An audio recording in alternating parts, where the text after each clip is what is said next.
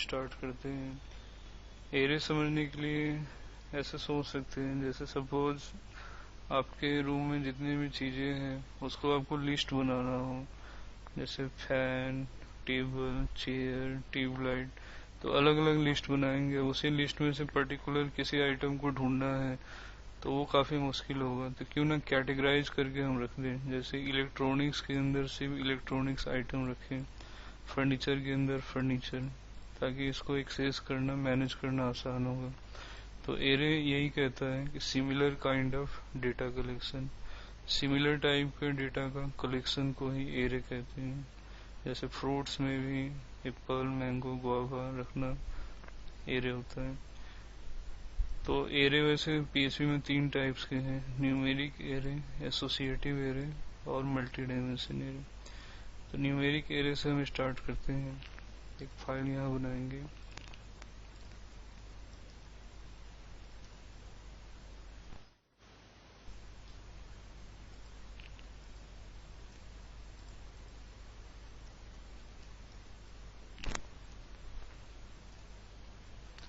तो पीएचपी में एरे कैसे डिक्लेयर होता है उसको समझने के लिए, जैसे फ्रूट्स ऐसे हमने छोड़ दिया तो ये एक वेरिएबल है, but equal to array function ऐसे लगा दिया।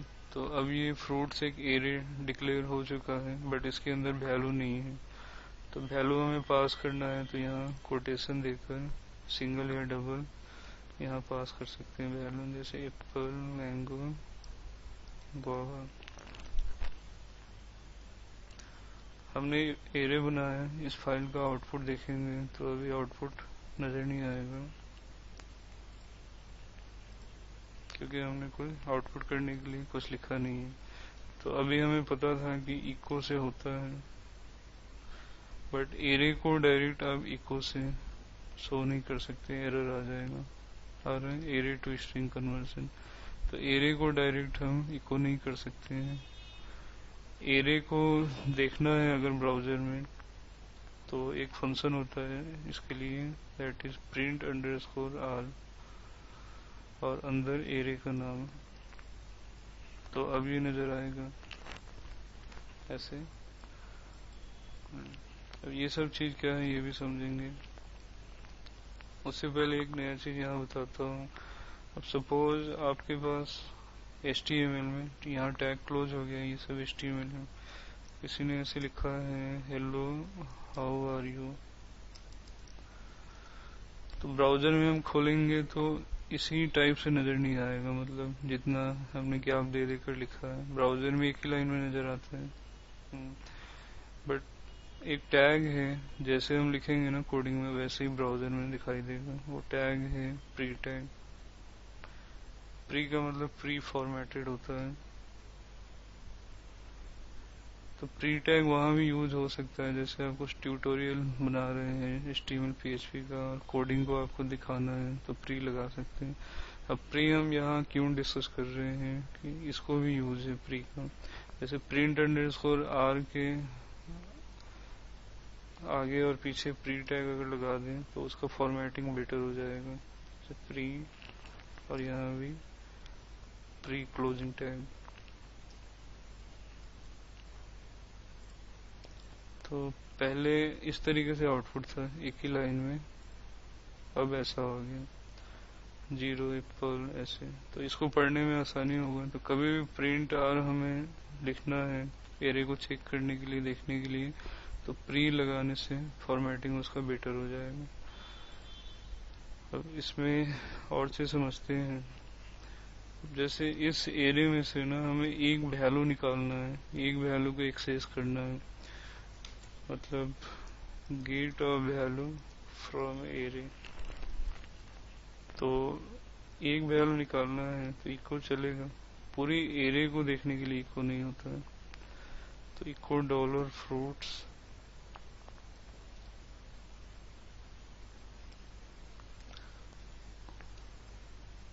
और इसका पोजीशन की, तो 0 से स्टार्ट होता है।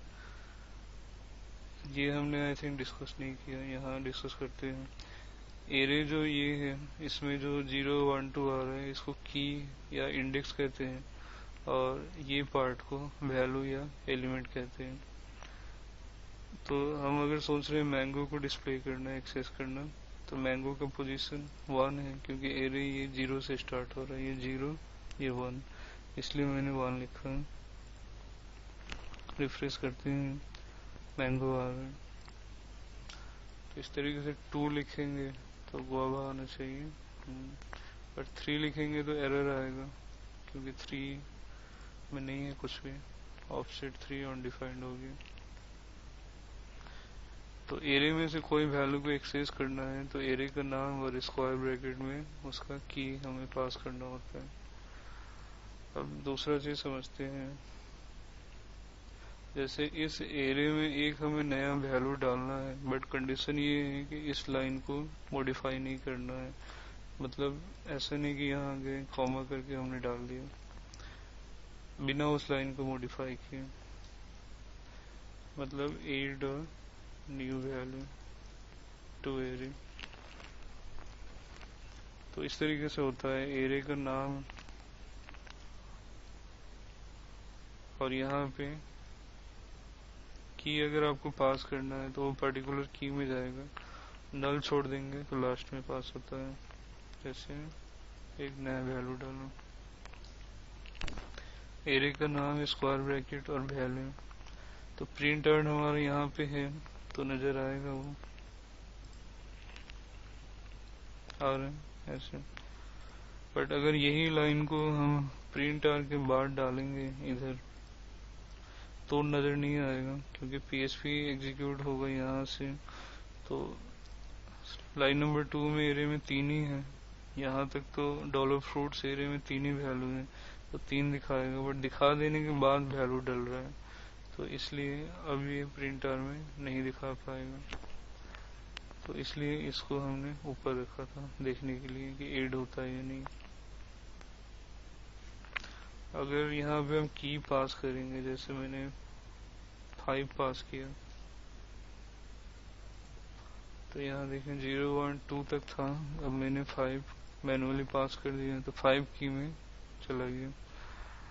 अगर हम एग्जिस्टिंग की दे दें, जैसे 1 में तो ऑलरेडी मैंगो था तो बाय डिफॉल्ट ये रिप्लेस करता है, ओवरराइट करता है, तो 1 वाले को हटा देगा। ओवरराइट कर दिया उसको। तो की वैसे अभी हम मेंशन नहीं करते हैं, जरूरत पड़े तो मेंशन कर सकते हैं। तो नेक्स्ट फाइल में चलते हैं। फॉर ईच लूप टॉपिक समझना है हमें। तो फॉर ईच लूप के लिए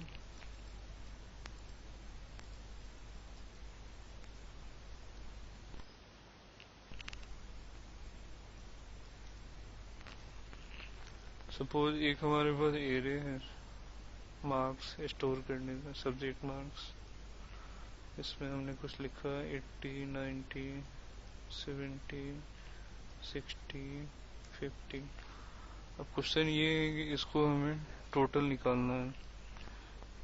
तो अभी जो हमने एरे में डिस्कस किए उस तरीके से सोचे तो equal dollar marks 0 plus dollar marks 1 ऐसे लिख सकते हैं, क्योंकि डॉलर मार्क्स 0 का मतलब ये वाला वैल्यू 80, डॉलर मार्क्स 1 मतलब ये वैल्यू, ऐसे काफी सारे लिखना पड़ेगा। तो ये तरीका गलत है। तो इस काम के लिए मतलब एरे के वैल्यू को एक्सेस करने के लिए एक लूप है जिसका नाम है for each. For each loop का सिंटेक्स की बात करें तो फॉर ईच के अंदर dollar array as dollar value होता है। Dollar array as dollar value मतलब एरे का नाम, जैसे dollar marks as dollar value. अब पहला पॉइंट क्या है इसका कि ये जो लूप है ये कितने टाइम्स एग्जीक्यूट होगा, जितना वैल्यू है। मतलब वैल्यू 5 है तो ये 5 बार एग्जीक्यूट होगा, लूप चलेगा। वाइल लूप में तो हम काउंटर देते थे, कंट्रोल करते थे, बट यहाँ नहीं, एरे में जितना वैल्यू उतना बार ही चलेगा। तो अगर मैं इको ओके करता हूँ, लाइन ब्रेक देता हूँ यहाँ पे, तो ओके अभी 5 बार आना चाहिए।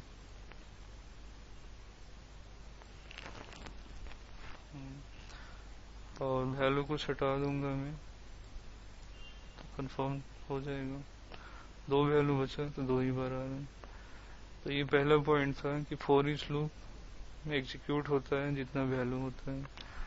उसके बाद जो सेकंड पॉइंट समझना है हमें कि ये जो डॉलर वैल्यू नाम दिया है, इसका नाम कुछ भी हो सकता है, ABC कुछ भी हो सकता है, बट फर्स्ट लूप में जो पहला वैल्यू है वो इसी वेरिएबल में पास होगा, और सेकेंड लूप में फिर सेकेंड वैल्यू इस वेरिएबल में पास होगा। तो अगर हम यहाँ पे इक्वल डॉलर वैल्यू और लाइन ब्रेक करें तो क्या आना चाहिए 80, 90, 70, 60, 50, क्योंकि मैंने बताया कि पहला लूप में डॉलर वैल्यू में 80 है, सेकेंड लूप में डॉलर वैल्यू में 90 है। मतलब ईच लूप में एक एक वैल्यू इस वेरिएबल को पास कर रहा है। वेरिएबल का नाम कुछ भी हो, इसी को पास करता है। तो इसका आउटपुट चेक कर लेते हैं, आ रहा है ऐसे सभी। तो अब इसके बाद हम सोचते हैं कि टोटल कैसे निकालें, क्योंकि सभी हमें एक्सेस तो हो रहे हैं। तो टोटल निकालने के लिए मैंने $T डिक्लेयर किया 0।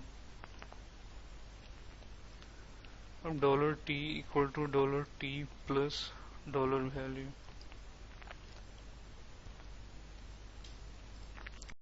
तो इसको समझते हैं इक्वल टू के इधर से $T में 0 है फर्स्ट लूप में, और डॉलर वैल्यू में 80 है। तो 0 प्लस 80 चला गया T में, फिर ऐसे आया तो 80 था अभी अभी, 80 प्लस डॉलर वैल्यू में सेकेंड लूप में 90, तो 170, फिर ऐसे आया तो 170 प्लस 70। तो इस तरीके से सभी वैल्यू इसमें ऐड होते जा रहे हैं। तो लास्ट में हम यहाँ पे लूप के बाहर इको करते हैं $T का, तो ये टोटल दिखाएगा। आ रहा है, वैल्यू कम करके भी देख सकते हैं, 170 आना चाहिए, ठीक है। तो फॉर ईच लूप हमें कम यूज करना होगा जब भी आपको एरे दिया जाता है और एरे के वैल्यू को रिट्रीव करना है, एक्सेस करना है, उसमें कुछ काम करने के लिए, तो फॉर ईच लूप यूज करेंगे। Syntax $array is $value। इसमें कुछ और भी चीजें हैं की वगैरह एक्सेस करने के लिए जो मल्टी डायमेंशन में आएगा। तो अभी इतना रखते हैं फॉर ईच को।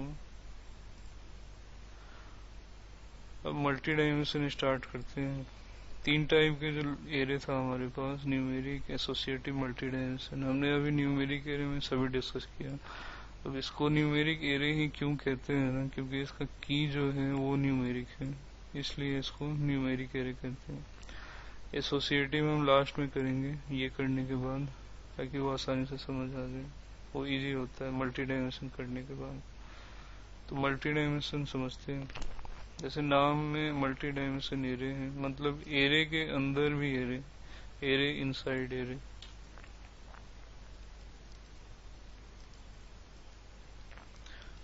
तो यहाँ हमने एक समझाया हुआ है, जैसे मोबाइल, ऑटोमोबाइल, कंप्यूटर हमने रखा। फिर मोबाइल के अंदर भी एंड्रॉइड, iOS, ब्लैकबेरी, ऑटोमोबाइल में भी कार, बाइक, स्कूटर, इसमें भी लैपटॉप, डेस्कटॉप। तो एरे के अंदर एरे हो गया, फाइल बनाकर इसमें समझते हैं।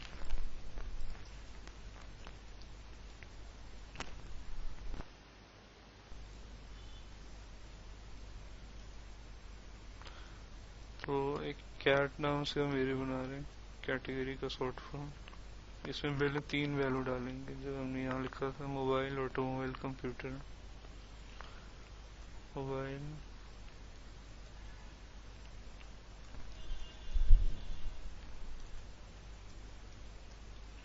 अभी इस एरे को हम छोड़ दें तो ये न्यूमेरिक एरे है। अब इसको मल्टी डायमेंशन एरे बनाने के लिए यहाँ पे एंटर दबाते हैं। फॉर्मेटिंग ठीक होता है, बिना एंटर दबाए भी कर सकते हैं। उसके बाद मोबाइल में यहाँ कॉमा से पहले इक्वल टू, ग्रेटर देन, यही सिंबल लगता है यहाँ पे। फिर एरे लिखेंगे। अब जो मोबाइल के अंदर हमें डालना था, एंड्रॉइड, iOS, ब्लैकबेरी, सब यहाँ पे होगा।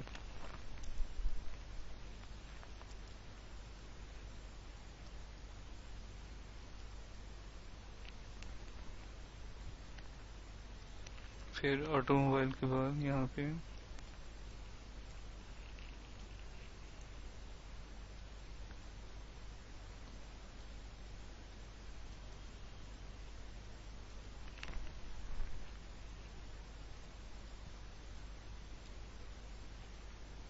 कंप्यूटर के अंदर डेस्कटॉप, लैपटॉप। तो ये एक मल्टी डायमेंशन एरे हो गया, क्योंकि कैट जो एरे था उसके अंदर भी बहुत सारे एरे हैं ये। तो इसको प्रिंट आर करके समझते हैं कि जैसे हमने सोचा था उस टाइप से एरे बना या नहीं। तो प्रिंट आर और अंदर एरे का नाम प्री टैग लगा देंगे फॉर्मेटिंग के लिए।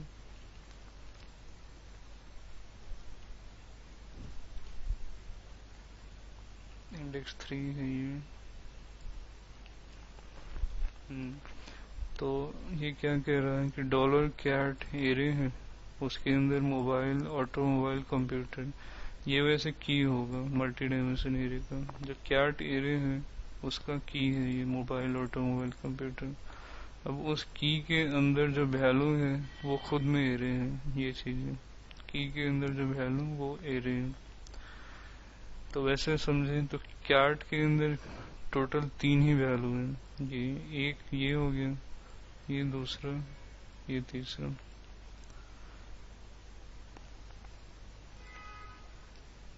तो इसमें भी हम गेट वैल्यू और एड वैल्यू का काम करते हैं। मतलब जैसे मुझे अगर सिर्फ बाइक को एक्सेस करना है इस एरे में से, तो इको एरे का नाम और ये जो एलिमेंट है ये किसके अंदर है, ऑटोमोबाइल की के अंदर। तो स्क्वायर ब्रैकेट के अंदर ऑटोमोबाइल और कैट ऑटोमोबाइल आने का मतलब अब यहाँ तक आ चुके हैं, जिसके बाद खुद ही न्यूमेरिक एरे है। तो फिर से स्क्वायर ब्रैकेट लगता है और यहाँ पे उसका की का नाम। ये एरे में बाइक का की का नाम क्या होगा, 1, क्योंकि ये एक न्यूमेरिक एरे है, 0 1 ऐसे चल रहा है।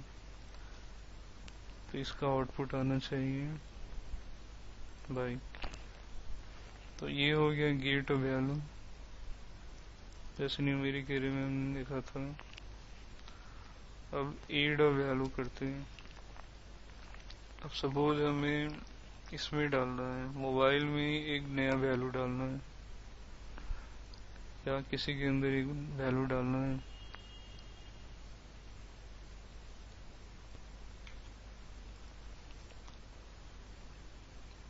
तो एरे का नाम और की का नाम। कंप्यूटर के अंदर जैसे डेस्कटॉप, लैपटॉप है। अब एक और चीज डालना है, टैबलेट। तो इसलिए कंप्यूटर, फिर यहाँ पे स्क्वायर ब्रैकेट, अंदर कुछ की नहीं डालेंगे ताकि लास्ट में वैल्यू पास हो।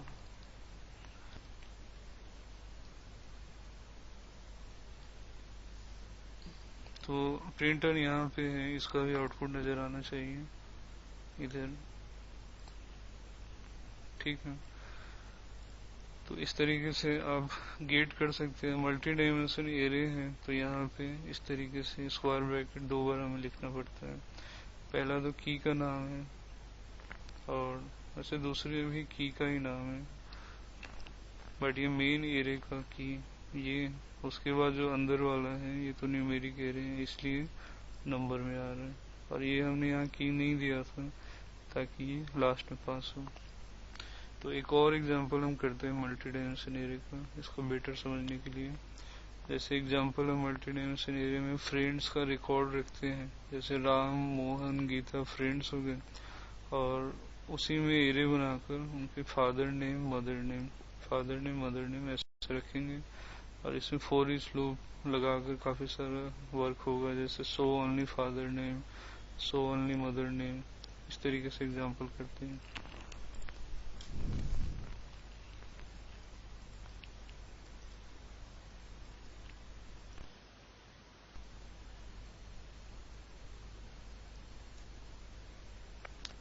तो एरे बनाया हमने फ्रेंड्स नाम से।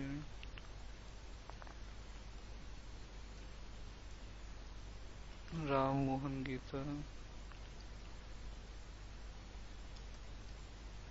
अब इसमें एंटर दबाएंगे यहाँ से, फिर यहाँ। अब राम के अंदर भी हमें वैल्यू रखना है, तो ये सिंबल एरे और मेंबर नेम डाल रहे हैं, जैसे गोपाल राधा।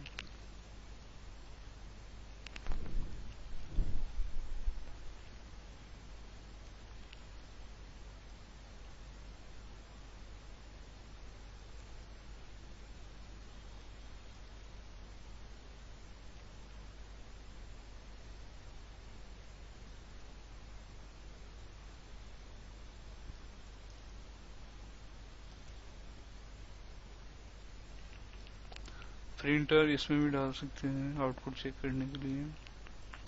प्रिंट आर वैसे जो फंक्शन है सिर्फ डेवलपर टेस्टिंग करने के लिए इसको यूज करते हैं।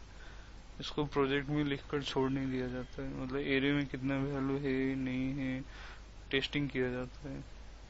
जैसे एरे इन फ्यूचर डेटाबेस से भी आता है,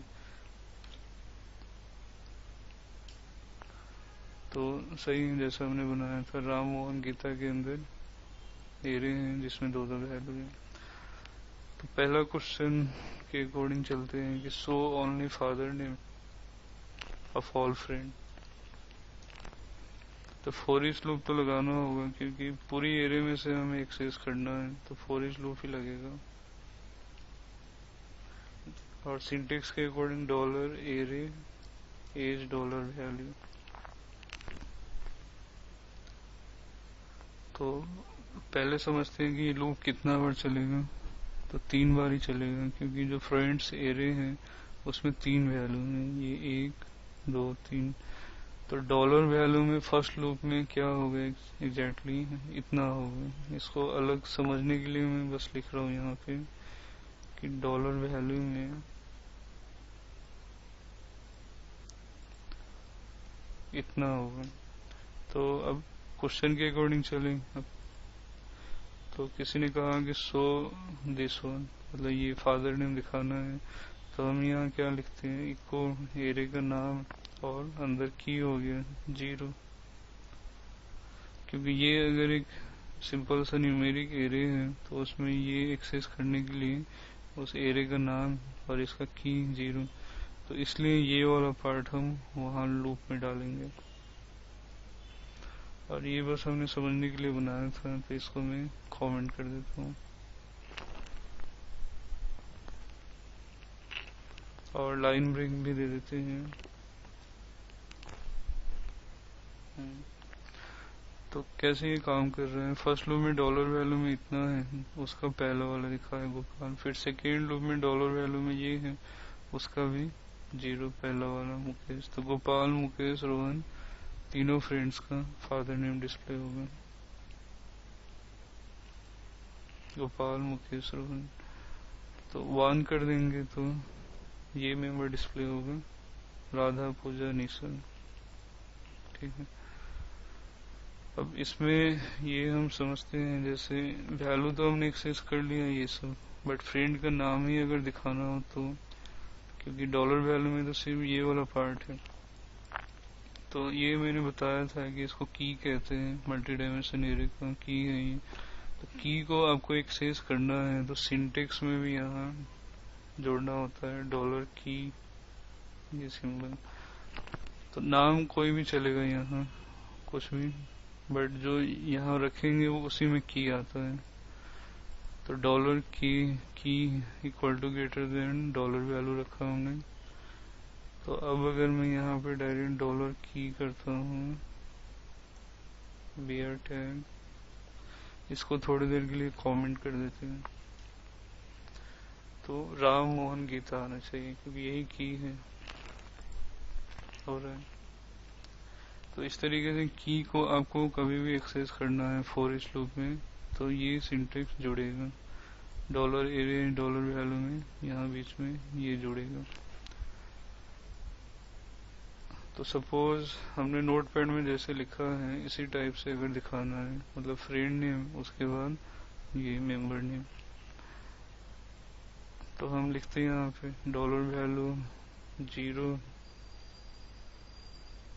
फिर कॉनकैटिनेट करके डॉलर वैल्यू 1,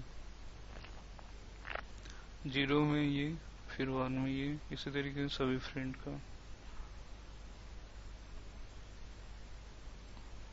हो रहा है। अब एक फ्रेंड का लिस्टिंग खत्म होने से एक्स्ट्रा लाइन ब्रेक लाने के लिए यहाँ पे मैं BR टैग दे देता हूँ।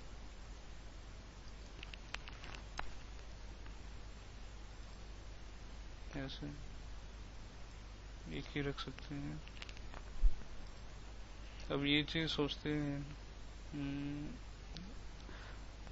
ओके वैसे यहाँ स्पेस नहीं है ना, तो ये स्पेस देने के लिए भी हम एक कॉनकैटिनेट करके ऐसे दे देते हैं और उसके अंदर कॉमा डाल देंगे, ये कॉमा नजर है ऐसे। अब ये चीज सोचते हैं जैसे अब मेंबर 2 ही है, और भी मेंबर अगर हमें किसी में रखना है,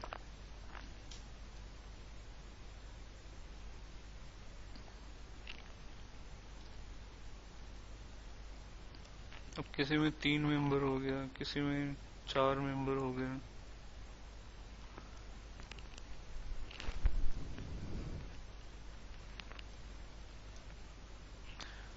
तो ये वाला चीज से नहीं होगा, क्योंकि ये वैल्यू 0 वैल्यू 1 तक तो ठीक है इसका दिखाएगा, बट ये वाला तो नहीं दिखा पाएगा ये कोडिंग।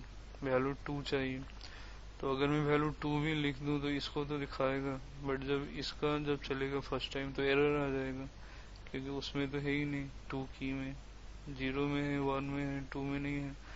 तो ये सॉल्यूशन यहाँ नहीं चलेगा, इसके लिए प्रॉपर समझते हैं।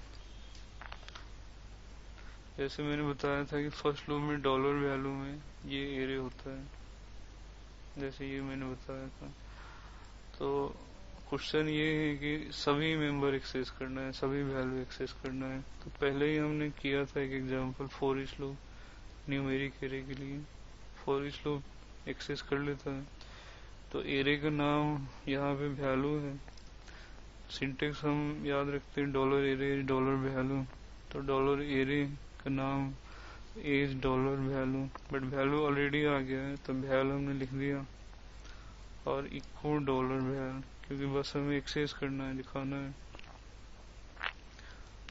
कॉमा के बाद मैंने डॉट कॉनकैटिनेट करके हमने कॉमा दे दिया, ताकि एक वैल्यू आए फिर कॉमा फिर दूसरा वैल्यू आए। तो इसी फॉर ईच लूप को मैं कॉपी करके यहाँ डालूंगा। हमने डायरेक्ट यहाँ नहीं डाला ताकि कॉम्प्लिकेटेड हो, अलग से मैंने समझा दिया। फिर अभी कैसे काम कर रहे हैं देखिए, for each dollar friends is value, मतलब डॉलर फ्रेंड्स का जो फॉर ईच लूप चल रहा है ये 3 बार चलेगा, क्योंकि 3 वैल्यू है। और फर्स्ट लूप में डॉलर वैल्यू में ये एरे है, तो फिर उसके अंदर का सारा मेंबर को लिस्टिंग करवाने के लिए, एक्सेस करने के लिए उसी के अंदर हमने लूप चला दिया। तो ये निकला, इसने दोनों मेंबर को दिखा दिया, खत्म हो गया। फिर ये पहला वाला खत्म हो गया, फिर ऊपर गया, फिर डॉलर वैल्यू में ये आया, तो फिर उसके अंदर के मेंबर निकालने के लिए ये लूप चला, उसी के अंदर अंदर निकालने के लिए, फिर ये खत्म, फिर ये वाला पार्ट चलेगा। तो इस तरीके से पहला जो बाहर वाला फॉर ईच लूप ये 3 बार चल रहा है, बट उसी के अंदर जितने मेंबर है उतना बार वो चल रहा है। इसका आउटपुट भी देखते हैं इस तरीके से। वहां लाइन ब्रेक नहीं दिया था हमने, तो यहीं पे भी दे सकते हैं ऐसे। अब अगर की को हमें बोल्ड करना है, जैसे फ्रेंड का नाम को बोल्ड करना है, तो यहाँ बी टैग, यहाँ बी टैग बोल्ड हो गया। तो इस फाइल में भी हमने काफी रिसर्च किया कि for each loop multi dimension array में हमने चलाया। अब जो लास्ट एरे है एसोसिएटिव एरे, ये सिंपल एरे लगेगा मल्टी डायमेंशन करने के बाद। इसमें समझने के लिए क्या होता है कि एक की में एक वैल्यू, 1 की है 1 वैल्यू। अब जैसे हमें कोई पर्सन का रिकॉर्ड रखना है, तो हमने रखा नेम मोहन, एज 30, कॉन्टैक्ट इतना, एड्रेस इतना। तो एक की में एक वैल्यू आ रहा है, तो इसको ही एसोसिएटिव एरे कहते हैं। यहाँ पे प्रैक्टिकली समझते हैं इसको। index5.php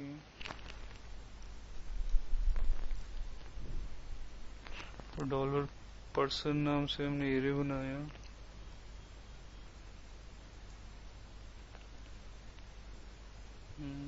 name, as, contact, address, फिर एंटर।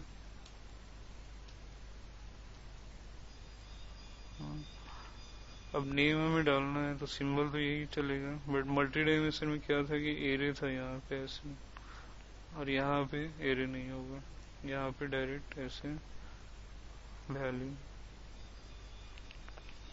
अब ये न्यूमेरिक वैल्यू है तो यहाँ कोटेशन नहीं डालना है। कॉन्टैक्ट में भी डायरेक्ट एड्रेस।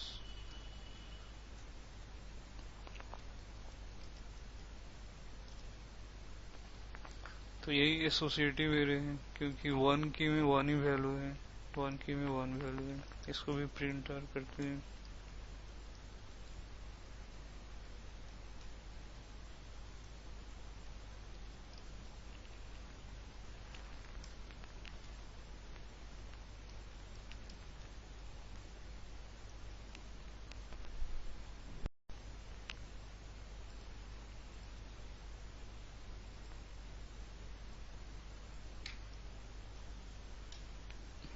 तो ये सब की है, और उस की में एक एक वैल्यू है।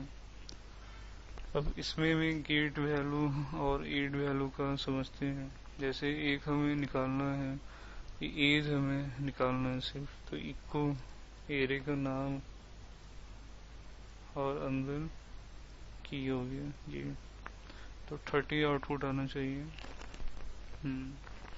अब एक नया वैल्यू अगर हमें डालना है तो डॉलर पर्सन एरे का नाम हो गया,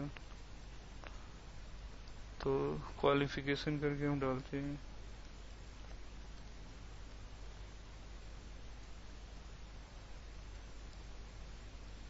तो प्रिंट आर में यहाँ पे नजर आना चाहिए।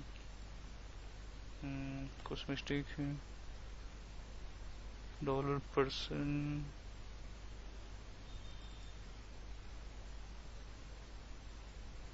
ओके, सेमीकोलन नहीं डाला हमने, तो इस तरीके से आ रहा है। अब इसमें भी फॉर ईच लूप करके सभी को एक्सेस कर सकते हैं direct. Dollar array dollar value और इक्वल डॉलर वैल्यू करेंगे तो एक ही बार रो 130 ये सब मिल जाएगा।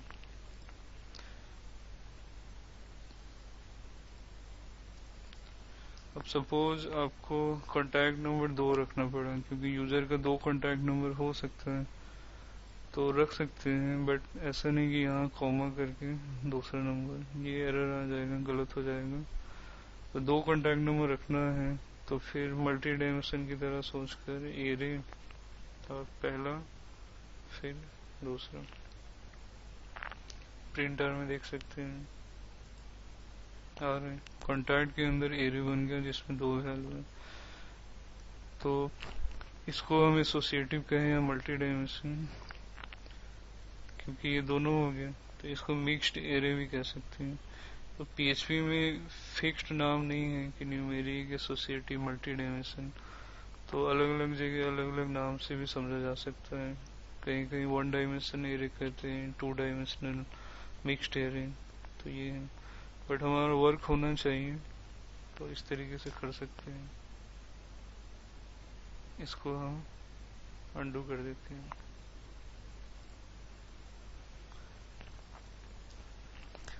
एसोसिएटिव एरे ज़्यादातर प्रोजेक्टों में काम आता है, क्योंकि काफ़ी सारा रिकॉर्ड रखना होता है, जैसे प्रोडक्ट्स का, तो डॉलर प्रोडक्ट्स, अब टाइटल जैसे सैमसंग, मॉडल नंबर इतना, कैमरा इतना, फीचर का, रैम इतना, तो इस तरीके से रिकॉर्ड रखने के लिए ये अच्छा है एसोसिएटिव एरे। प्रोजेक्टों में काफ़ी यूज होगा तो और बेटर क्लियर होगा ये सब।